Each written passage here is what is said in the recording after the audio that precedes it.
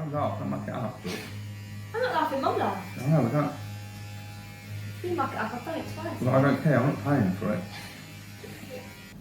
Remember, I want to look like Robert Redford or Steve the Queen. I don't know who they are. That's the problem.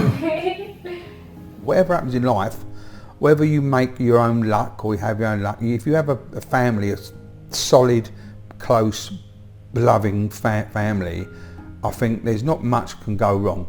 It has brought it more to light, some of his bad habits, and I feel like we can a bit more freely say things to him and be like, well, because obviously we're filming and we're trying to improve his health. What about the other day though, with John's? When I went to get a bit more ice cream, Yeah. George had nearly attacked me, verbally attacked me. No, Yeah, I did. I went to get some more because the spoon was quite small. No, The ice cream I'll was quite tell you small, because and I got watched a couple you. more scoops, and you went. I you watched shouted you. out, no. In front of everyone. It's no.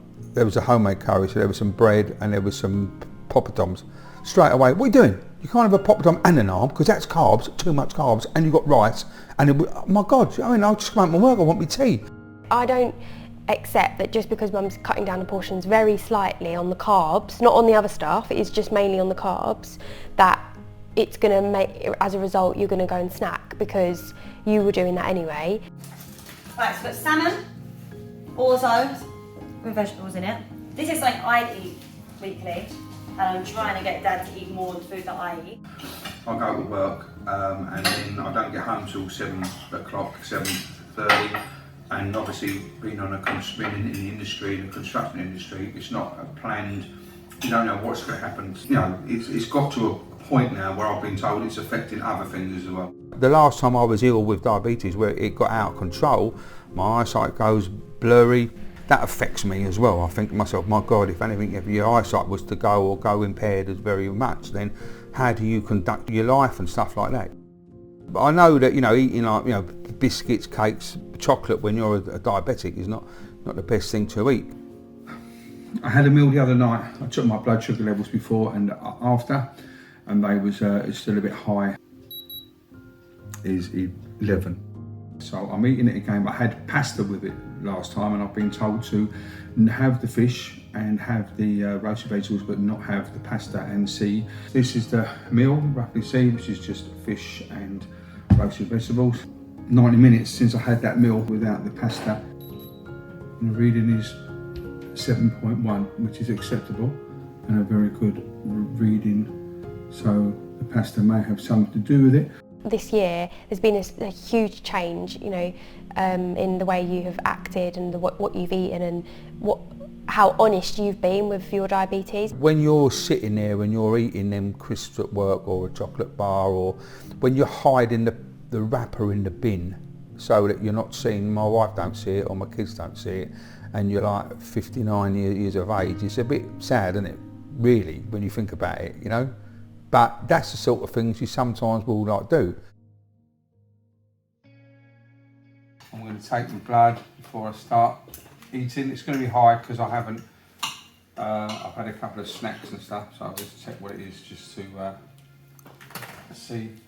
Gradually it's coming out he's being a bit more honest with what he's eating. Yeah. So now it's well, actually you're saying it's work, but now we've dug a little deeper. Actually, There's it's a things you're reason eating behind it. So when you come back and you say, oh, my levels were high, maybe that's why. I noticed that my blood sugar levels were going quite high. I circle in red if they're above the 10, and then I write comments on the side as to what I think may have affected it. He knows what he has to do. This is a good opportunity to write down the things that I think I don't understand or I need to get more understanding of, and then just to set a goal, a way forward to enable me to give me a chance to improve on my health. It's when I got in my teens really, where I made my own the choices then. I would have a meal at home with my mother before I went out, and then I'd end up having a few drinks or quite a few drinks on a Friday night, and invariably it would end up where we'd all be sitting down in a curry house or a pizza hut. Lifestyle changes is a definite goal. I think that's his main thing. If he can focus on the lifestyle changes that, you know, the benefits that will come from, you know, reducing the snacking or snacking but eating the right things, that's probably the main concern really.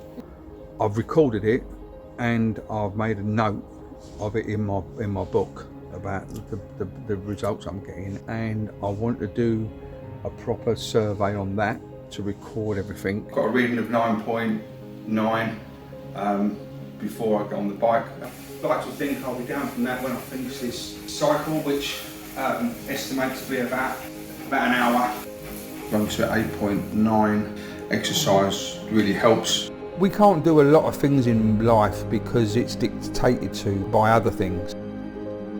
But if there's certain elements of food that's spiking it, then I've got to try and replace them with some elements of food that are not going to cause it to spike, because that is something you can do.